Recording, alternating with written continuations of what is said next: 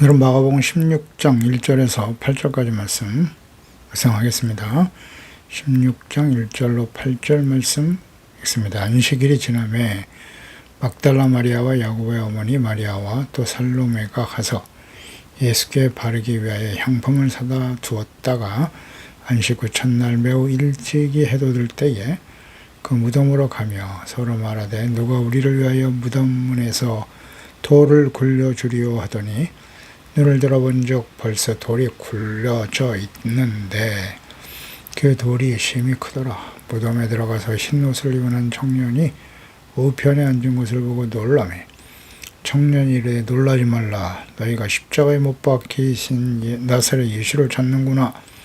그가 살아나셨고 여기 계시지 아니하니라. 보라, 그를 두었던 곳이니라. 가서 그의 제자들과 베드로에게 이르기를 예수께서 너희보다 먼저 갈릴리로 가시나니 전에 너희에게 말씀하신 대로 너희가 가서 배우리라 하라 하는지라. 여자들이 몹시 놀라 떨며 나와 무덤에서 도망하고 무서워하여 아무에게도 아무 말도 하지 못하더라. 아멘. 사망에서 부활하신 예수 그리스도, 예수님의 십자가의 처참한 죽음 이후에 제자들은 절망과 슬픔 그리고 두려움 속에 모두 도망치고 흩어졌습니다. 그들에게 예수님의 죽음은 모든 희망의 끝이었습니다. 예수께서 십자가의 고난과 죽으심과 부활에 대해서 여러 번 강조하고 가르치셨으나 그들에게는 두려움과 절망의 어두움만이 짓누르고 있었습니다. 그러나 예수님께서는 말씀하신 대로 사망과 어둠을 뚫고 나오는 찬란한 생명의 빛으로 살아나셨습니다. 안식 후 첫날 슬픔을 잠긴 여인들이 마지막 사랑과 헌신을 표현하기 위해서 무덤을 찾았습니다. 그들의 손에는 예수님의 장례를 위해 시신에 바를 향품이 들려 있었고 마음에는 누가 우리를 위해 그 무거운 무덤의 돌을 옮겨줄 것인가 하는 슬픔 걱정이었습니다. 그들은 지극히 인간적인 사랑과 현실적인 한계에 갇혀 있었습니다. 인간의 절망과 한계가 하나님의 전능하신 능력과 만나는 것, 죽음의 침묵이 생명의 외침으로 깨어지는 부활의 현장이었습니다. 죄와 사망과 절망과 어둠에 처한 인류에게 새로운 생명과 구원의 새벽을 여는 부활의 영광을 묵상하게 됩니다.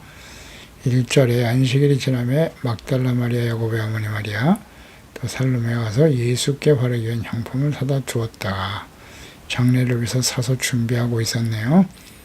안식 후 첫날 죽은 지 사흘 만에 부활하실 것을 약속하신 바로 그날이죠.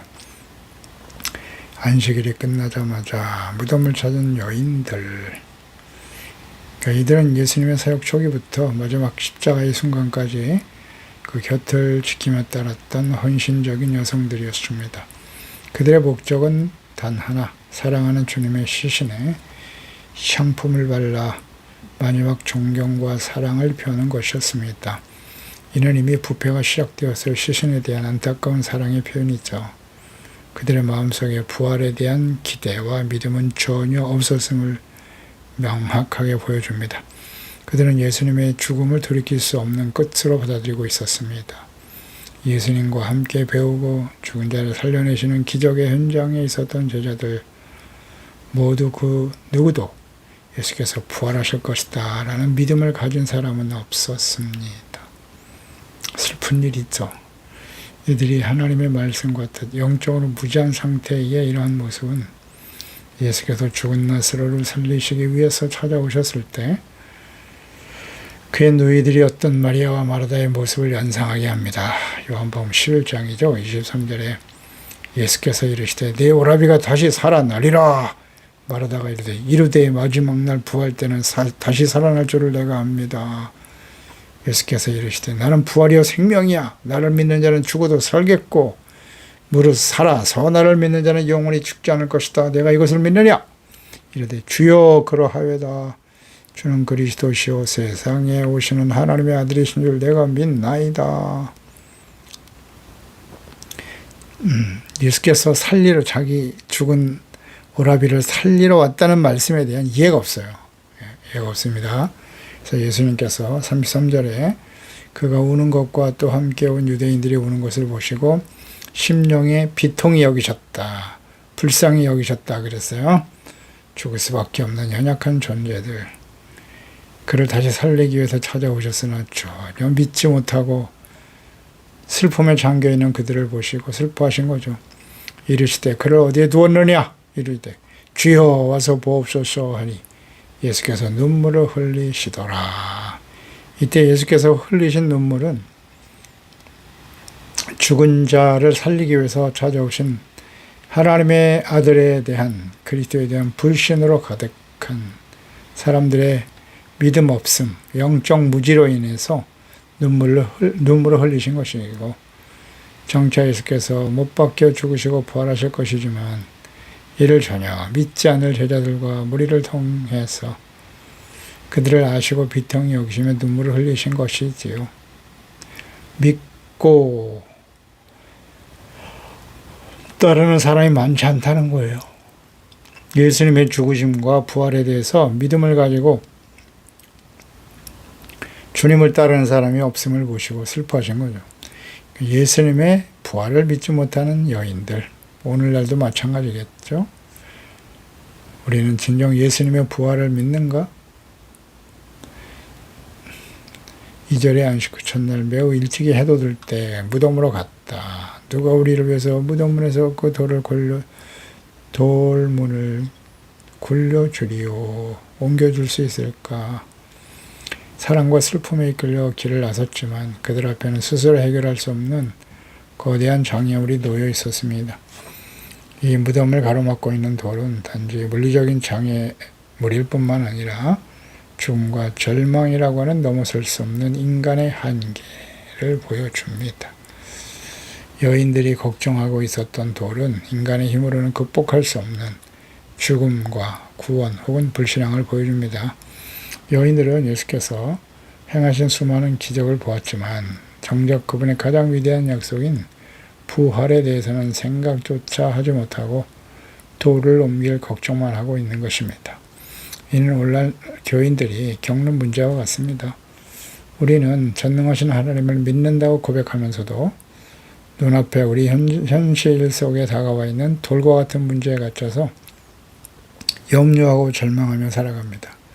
하나님께서는 예수 그리스도를 죽은 자 가운데서 다시 살려내신 전능하신 하나님이심에도 불구하고 나의 이 문제와 고통의 돌을 누가 굴려 해결해 줄 것인가?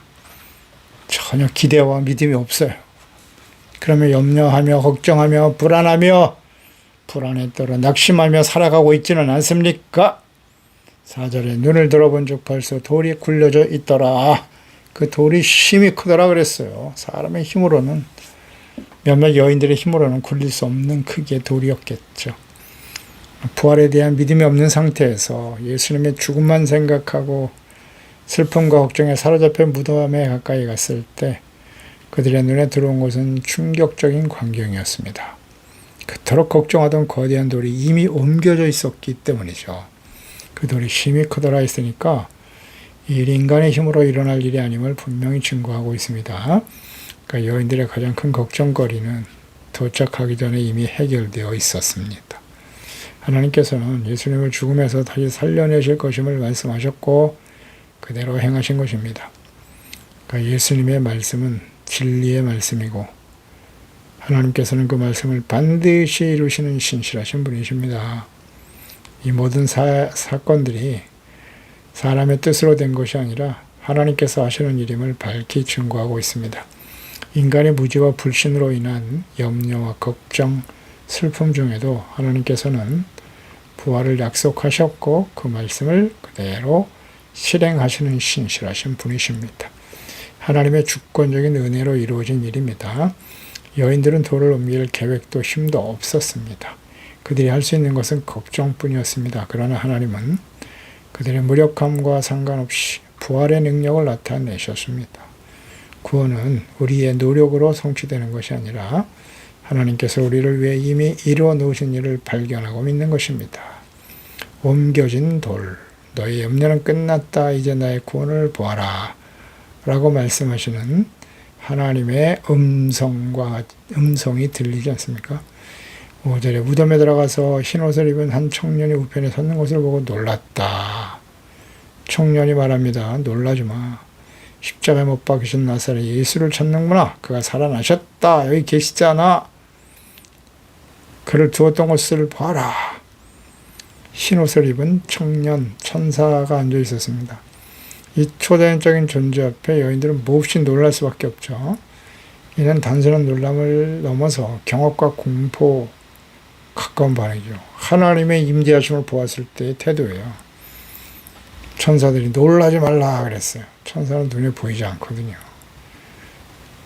그걸 눈에 보일 수 있도록 임했으니까 예수님의 부활에 대한 믿음이 전혀 없는 상태에서 예수님의 시신이 사라지고 천사를 만난 여인들의 반응, 매우 두렵고 놀랐을 것입니다.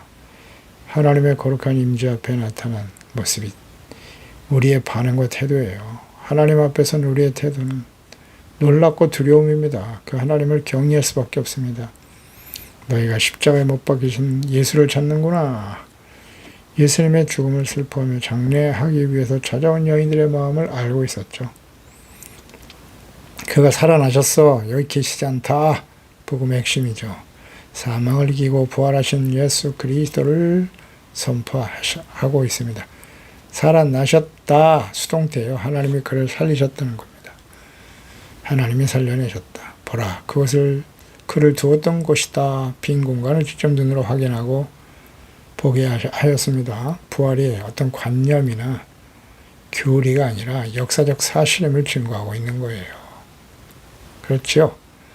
천사는 십자가에 못 박히신 예수와 살아나신 예수님이 동일한 분임을 명확하게 증거하고 있습니다. 이 여인들이 무덤가에 예수님을 장사하러 찾아갔습니다. 그곳에 장사된 것을 직접 보았어요. 이 여인들이요. 그것을 눈여겨보아 두었다가 안식 후 첫날에 찾아온 것입니다. 장례하기 위해서. 그런데 예수님이 시신이 없고 부활하셨다는 소식을 천사들로부터 듣게 되는 것입니다. 그 부활은 십자가의 죽음은 무효로 만드는 것이 아니라 오히려 십자가의 구속의 사역이 하나님으로부터 온전히 성취되었음을 확증하는 사건입니다. 보라 그랬어요. 직접 확인하라는 겁니다. 그를 두었던 곳이다. 그러니까 부활신앙이 맹목적인 믿음이 아니라 역사적이고 그 사실의 증거 위에 서 있음을 강조하고 있는 겁니다. 여기서 우리는 계시의 중요성을 보게 되는데요. 하나님께서 알려주시지 않으면 깨달을 수 없는 인간의 무지와 연약함이죠. 빈 무덤이라고 하는 현상만으로는 부활에 대한 믿음을 소유할 수 없습니다. 아, 누가 예수님의 시신을 도둑질해 갔구나. 이렇게밖에 생각할 수 없어요. 천사들이 알려주지 않았다면. 이 예수님의 시신을 누가 가져갔는가? 여인들은 슬퍼하고 탄식할 수밖에 없었잖아요. 그러니까 이 사실에 대한 분명한 해석과 이해가 필요합니다. 만약 천사가 전하지 않았다면 여인들은 예수님의 시신을 누가 도둑질해 갔다라고 생각할 수밖에 없지 않습니까? 바로 이 하나님의 말씀이 하나님께서 그리스도를 다시 살려내신 것임을 가르쳐주고 천사들을 통해서 깨닫게 해줄 때 비로소 진리가 드러나고 믿음이 시작되는 것입니다. 하나님의 성령께서 우리 가운데 이렇게 계시하시고 깨우쳐 주시지 않으면 성경에 기록된 모든 말씀들 역사적 사실이잖아요. 이게 전혀 이해가 안 됩니다. 믿어지지가 않는다는 거죠. 그래서 하나님께서 자신과 뜻에 대해서 미리 사람들에게 성경을 보세요. 미리 말씀하시고 그 말씀하신 바를 사람들을 통해서 하나님이 앞으로 하실 일에 대해서 가르쳐 주세요. 족장시대는 직접 그들이 귀에다 대고 하나님 말씀하셨고요. 아브라함아 갈대아우르 땅을 떠나라. 직접 말씀하시잖아요. 직접. 그리고 그 일이 이루어지게 하시고 성취되는 과정을 보게 하시잖아요. 그게 성경 아닌가요? 항상 미리 알려주세요. 그 이후에는 선지자들을 사용하셨고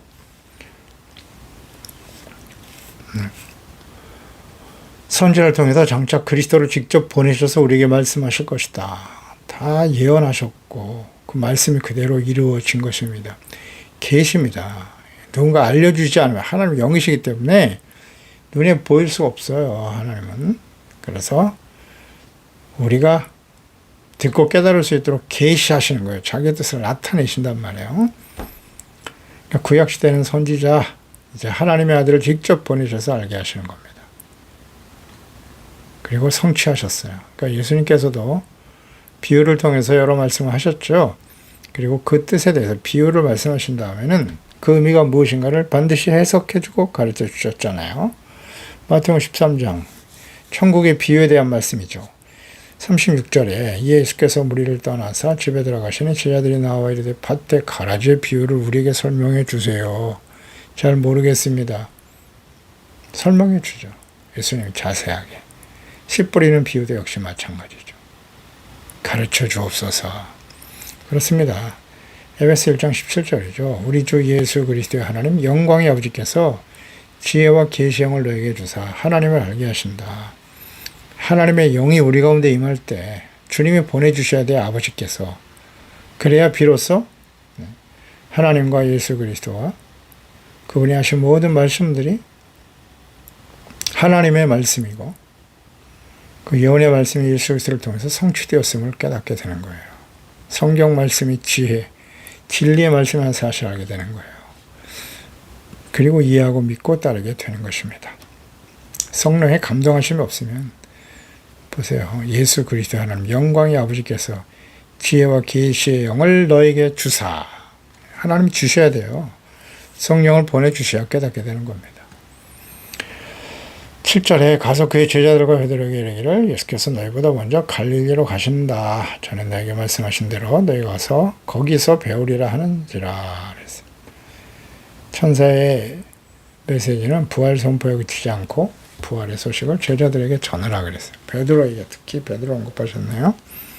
주님을 부인하고 저주까지 했던 맹세하며 저주하며 부인했던 베드로를 따로 언급하신 것은 그의 실패와 좌절을 아시고 그를 회복시켜 주시려고 하는 예수님의 놀라운 용서와 사랑을 보여줍니다. 갈릴리로 가라. 갈릴리는 제자들이 처음 부름받은 곳이자 사역의 중심지였습니다. 그래서 실패와 절망의 장소인 예루살렘을 떠나서 첫사랑과 사명의 자리인 갈릴리에서 부활하신 예수님을 만나게 하십니다. 거기서 만나 주십니다. 마가복음 14장 27절 이하에서 예수께서 제자들에게 이르시되 너희가 다 나를 버릴 거야. 기록된 바 내가 목자를 치리니 양들이 흩어지려 하였음이니라. 그러나 내가 살아난 후에 부활하신다. 부활을. 너희보다 먼저 갈릴리로 갈 거야. 이 말씀 하셨잖아요. 베드로가 여쭤 다 버릴지도 나는 그리하지 않겠나이다.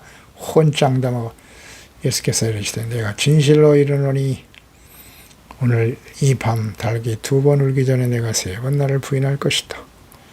예, 내가 부활한 이후에 살아난다고 하셨잖아요. 여기에 대해서 전혀 이해가 없어요. 믿으려고 하지도 않고 듣지도 않아요. 예수님 살아난 후에 너희보다 먼저 갈릴리로 갈 거라고 말씀하셨고 부활하신 예수님이 그대로 행하시죠. 말씀대로 이루어지고 있습니다. 절망의 구렁텅이 어둠 속에 빠져있을 때 베드로를 향한 개인적인 용서와 선언.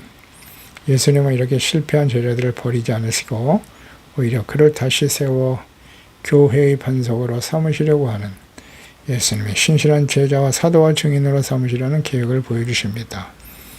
그리스도인의 삶은 인간의 완벽함이 아닌 그리스도의 용서와 회복의 은혜 위에 세워짐을 깨닫고 항상 겸손한 마음으로 하나님의 말씀 앞에 자신이 온전하지 못한 모습을 인정하고 회개하고 용서와 의를 이루어가는 일에 힘써야 하는 것입니다. 갈릴리에서 만나주시는 부활의 예수님. 갈릴리는 소외된 자들의 땅이지요. 예수님의 사역이 시작된 순수한 출발, 주 사역지셨습니다. 그래서 부활하신 주님은 제자들을 실패 현장에 이끌어내어 처음 은혜를 체험했던 곳에서 새로운 사명을 주시고자 회복시켜 주시죠. 그러니까 신앙의 회복이라고 하는 것은 실패의 자리에서 좌절하고 낙심할 것이 아니라 처음 우리를 부르셨던 복음의 본질과 사랑, 은혜의 자리로 돌아가는 거예요. 그게 진정한 회복입니다. 그래서 계시록 2장 4절로 5절에 보면 내가 너를 책망할 것이 있다. 에베소 교회에 대해서 주신 말씀이죠. 너희 처음 사랑을 버렸다 그랬어요. 이걸 책망하셨고요. 그러므로 어디서 떨어졌는지를 생각하고 회개하여 처음 행위를 가져라 그랬거든요. 처음 행위를, 처음 사랑을 회복하라. 그리하지 아니하고 회개하지 아니하면 그렇습니다. 예, 처음 사랑을 회복한다. 회개를 해야 돼요. 자신의 잘못을 인정하고 그리고 처음으로 다시 돌아가는 거예요. 내가 내게 가서 내 촛대를 그 자리에서 옮긴다. 회개하지 아니하면 강조하셨죠. 마지막 시대의 교회 그리스도인들을 향해서 하신 말씀이에요. 복음의 시작에 서 있는 제자들 마지막 심판이 임박한 시대의 교회와 제자들의 모습과 동일하죠. 처음 사랑을 버렸다. 처음 행위, 처음 사랑. 이거 빨리 회복해야 됩니다. 8절에 여자들이 몹시 놀라 떨며 나와 무덤에서 도망하고 무서워해 아무에게 아무 말도 하지 못하더라. 그러니까 천사들을 통해서 부활의 소식과 명령을 받은 여인들은 기쁨으로 달려가서 소식을 전한 것이 아니라요. 놀랬어요. 떨림과 흥분에 사로잡혀 도망치고 말았어요. 이게 사실인가? 자신들이 경험한 천사들을 본 일도 두려운 일이죠. 그리고 예수님이 다시 부활하셨다라고 하는 이 사실 자체도 받아들이기가 쉽지 않았어요. 가서 전하라고 했는데 오히려 무서워서 도망쳤다. 아무 말도 하지 못하더라. 이는 하나님의 거룩하고 압도적인 영광을 마주한 인간의 본능적인 반응인데요. 부활은 인간이 이해하고 통제할 수 있는 일이 아니에요. 인간이 하나님의 임재하심과 계시 앞에 보이는 가장 정직한 반응이 두려움과 침묵입니다. 두렵죠. 예. 그들의 침묵은 불순종이 아니라 감당할 수 없는 하나님의 영광을 경험한 사람들의 충격이죠. 일시적인 상태를 의미하는 것입니다. 그래서 여인들은 빈 무덤을 보고 천사들을 통해서 부활의 소식을 직접 들었지만 그 결과는 믿음이 아닌 기쁨이 아닌 두려움이었다는 사실이요. 그래서 이는 부활의 현장에서 사실을 목격했으나 온전한 믿음을 가지지 못했다. 그러니까 진정한 믿음과 담대함 이후에 담대함은 이후 부활하신 그리스도를 인격적으로 만났을 때잖아요. 부활하신 주님이 나타나서 직접 여인들을 만나 주시잖아요. 위로해 주시고 또 성령께서 그들의 마음을 열어주실 때 비로소 주어진 생겨나는 참된 믿음이라는 사실이에요. 그래서 예수께서는 부활 승천하시기 직전에 약속하신 성령을 받기 전까지 예루살렘을 떠나지 말라고 명령하신 것이고 그냥 부활 승천하실 수 있었는데 이 제자들의 상태를 알기 때문에 부활하신 이후에 40일 동안 부활하신 몸으로 여러 번 제자들과 만났어요. 만나 주신 거죠. 인격적인 만남과 교제가 있어야 확신을 가지고 주님의 증인이 될 수 있는 것이고 그 이후에 성령이 임해야 된다라고 강조하신 거예요. 부활하신 예수님을 직접 만났지만 이 제자들은 아직 담대하게 나가서 예수님의 증인이 될 수 없었어요. 성령이 임하셔야 되는 거예요. 그래서 사도행전 1장 4절 이하잖아요. 사도와 함께 모이사 그들에게 분부하시기를 너희는 예루살렘을 떠나지 마. 부활하신 예수님이 제자들에게 하신 말씀이잖아요. 내게서 들은 바 아버지께서 약속하신 것을 기다려라. 요한복음 14장 16절 이하 보혜사 성령을 약속하신 거잖아요. 요한은 물로 세례를 베풀었지만 너희는 몇 날이 못 되어 성령으로 세례를 받게 될 거다. 사도행전 2장이잖아요. 그래서 오직 성령이 너에게 임하시면 조건적. 성령이 임하셔야만 너희가 권능을 받고 성령이 임하신 이후 목적은 뭐다? 예루살렘, 유다와 사마리아 땅끝까지 이르러 내 증인이잖아요. 예수께서 죽으시고 부활하신 것을 직접 경험한 증인이 되어 죽으신과 부활하신 예수님 사실을 전하는 겁니다. 이 사실이 복음이고, 이 사실을 그대로 전하는 증인이 될 것이다고. 그래서 성령의 충만함과 능력을 힘입어 담대하게 복음을 전하는 변화가 일어나는 것이에요. 그래서 우리는 성령으로 거듭나고 성령으로 충만하여 예수님의 성령이 임하시면 그랬으니까요. 예수님의 증인의 삶을 살아가야 한다는 사실이에요. 그러니까 성령이 임하시기 이전의 제자들의 모습과 이후의 제자들의 모습을 잘 보세요. 우리는 어디에 속해 있습니까? 어디에 속해 있나요? 그것으로 우리가 성령의 충만을 받았는지 안 받았는지 정리할 수 있지 않겠습니까? 우리가 예수 믿었으니까 성령 받았다. 교리가 아니에요. 이건 교리가 아니고 분명한 변화가 일어나잖아요. 이렇게. 그러니까 아직도 너무나 많은 사람들이 성령 받기 이전에 제자들의 모습을 가지고 살아가는 교인들이 많다. 나는 그런 사람인가 잘 보세요. 그저 세상에서 부와 권세, 권력, 더 많은 재물과 건강을 얻어서 행복하게 살다가 그게 아니잖아요. 우리가 하나님과 예수 그리스도께서 우리를 택하시고 부르신 목적이 뭐냐? 목적이. 사명이 무엇인가에 대한 인식이 있어야 되잖아요. 우리의 삶을 통해서 예수님 진짜 인격적으로 만났나? 예수님의 십자가의 죽으심과 부활, 그 부활하신 주님께서 오늘도 우리 가운데 성령을 통하여 임하시고 역사하신다. 그를 통해서 우리가 죄사함 받고 구원받아 하나님의 자녀가 되었도다. 담대하게 증거하는 증인이 되는 것입니다. 그렇습니다. 하나님 아버지, 오늘도 주님의 말씀 묵상합니다. 예수 그리스도의 죽으심과 부활. 이것은 역사적인 사실이에요. 이 사실, 부활의 현장에 예수님을 장사 지내러 갔던 이 여인들이 예수님의 부활의 소식을 듣게 됩니다.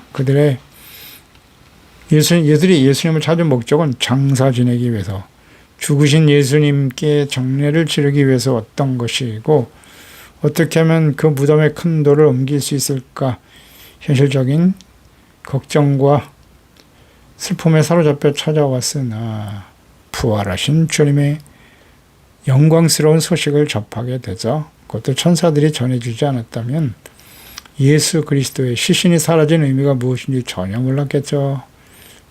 그렇습니다. 하나님의 성령께서 우리 가운데 임하시고 깨우쳐 주시지 않으면 우리는 하나님과 그리스도 또 하나님의 말씀을 바르게 이해하고 믿을 수가 없는 것입니다. 그리고 오직 성령이 임하셔야만 예수님의 제자들이 변화된 것처럼 예수님의 십자가에 죽으신 것, 부활의 주님을 인격적으로 만나게 되고, 말씀을 통해서 성령의 감동하심과 기름 부심을 통해서 성령 세례, 성령의 능력으로 충만해서 예수 그리스도를 땅끝까지 전파하고 증거하는 우리의 삶의 현장에서 우리를 통하여 예수 그리스도의 죽으심과 부활을 통해 이루신 하나님의 구원의 은혜, 생명의 복음의 역사를 힘써 증거하는 증인된 삶이다 되게 하여 주시옵소서. 예수님의 이름으로 기도드리옵나이다. 아멘.